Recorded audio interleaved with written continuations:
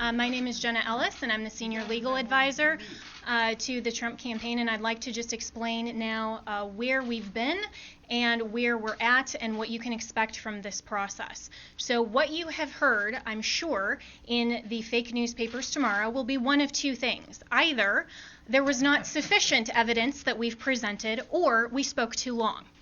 Okay, so what you've heard now is basically an opening statement. This is what you can expect to see when we get to court to actually have a full trial on the merits, to actually show this evidence in court and prove our case. This is not a Law and Order episode where everything is neatly wrapped up in 60 minutes. For those of you who are here in this room or have maybe tuned out in other networks, clearly you've never been court reporters. Trials take time. Putting on evidence takes time. This is basically an opening statement so the American people can understand what the networks have been hiding and what they refuse to cover, because all of your fake news headlines are dancing around the merits of this case and are trying to delegitimize what we are doing here. Let me be very clear that our objective is to make sure to preserve and protect election integrity. President Trump has been saying from day one that this is about maintaining free and fair elections in this country. It is not about overturning an outcome. It is about making sure that election integrity is preserved, and every American should want that. If every American is not on board with that, you have to ask yourself why. And if your fake news network is not covering this or allowing you to cover it fairly and accurately, you should ask yourself why. This is absolutely a legitimate legal basis. We have been asked to provide an entire case that generally would take years in civil litigation. I've been a prosecutor. I have tried cases with far simpler facts. One thing happened in a matter of minutes, and it still takes days. And we go through a jury process. This is the court of public opinion right now. We are not trying our case in the court of public opinion, because if we were, we would get unbiased jurors. I would strike 99% of you from the jury, and I would be allowed to because of the fake news coverage you provide. You are not unbiased jurors. And until you step out of your role as a journalist and actually go into a courtroom and you are a judge on a bench that has sworn an oath to be unbiased in our separation of powers, then your opinion does not matter. The facts matter, the truth matters, and if you are fair reporters, you will cover that fairly and appropriately, and you will allow coverage of our media team here and our legal team. That is absolutely shocking that all you cover are around the margins, and I've seen all of you taking pictures right now, and I can anticipate what your headlines are going to be. If you are not willing to talk about the evidence that has been presented, then that is absolutely unacceptable for journalistic standards.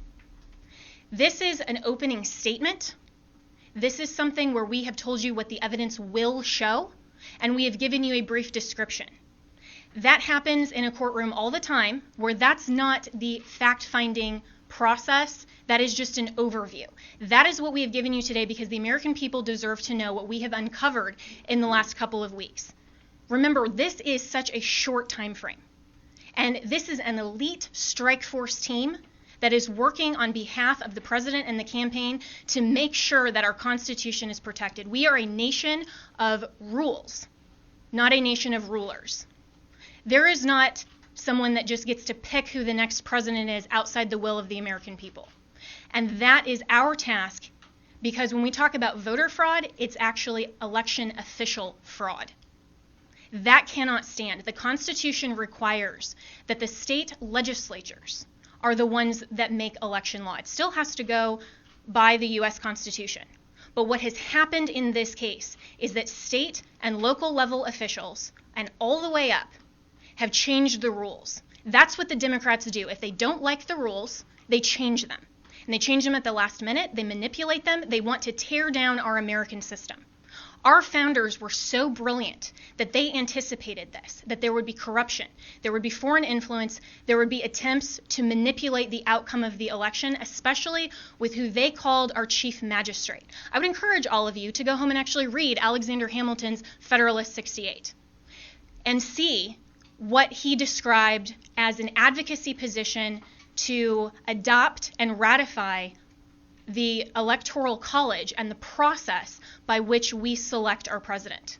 We select our president through the Electoral College not because it disenfranchises voters, but because it is a security mechanism for exactly the type of corruption that we are uncovering.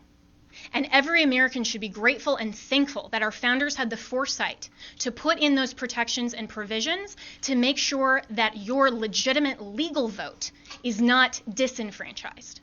That is what we are advocating for. We want to make sure to protect election integrity, and your president, President Trump, we are so proud that he is in this fight because he understands that when he swore his oath of office, he swore an oath to uphold and defend the United States Constitution. That is what he is doing.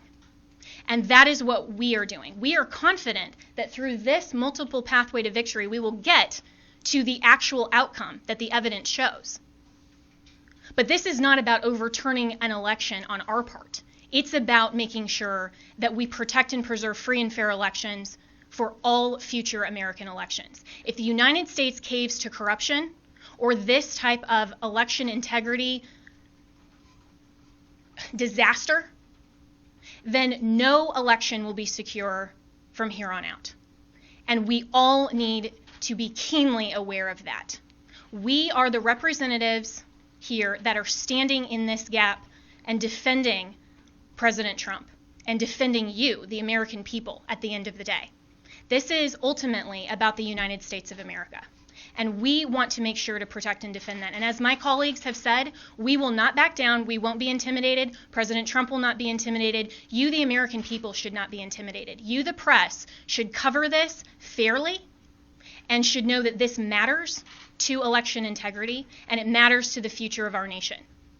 So we have given you an overview, but recognize this is not a court of law. We will get there, and we have time.